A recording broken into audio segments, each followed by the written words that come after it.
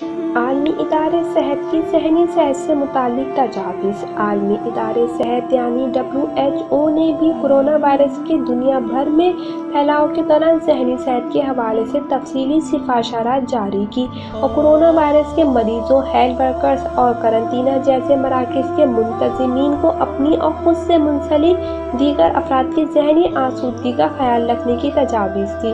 ان تجاویز کے مطابق عام لوگ دن میں 1 یا 2 بار خبریں سنیں یا سوشل میڈیا پر وائرس سے متعلق مستند خبریں پڑھیں، حقیقت اور افواہ میں فرق رکھنے کی کوشش کریں، صحت کے عالمی اداروں یا مقامی مستند صحت کے مراکز کی خبروں کے سوشل پلیٹ فارم پر رخ کریں، مثبت کہانیاں پڑھیں۔ ان افراد کی خبریں جو اس بیماری سے صحت یاب ہوئے، ایسے افراد کی تعداد کافی زیادہ ہے۔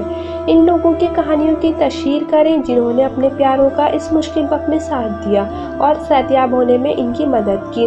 ڈاکٹروں اور نرسوں کو خراج تحسین پیش کریں جو اس وبا سے متاثر افراد کی جان بچانے میں کامیاب ہوئے۔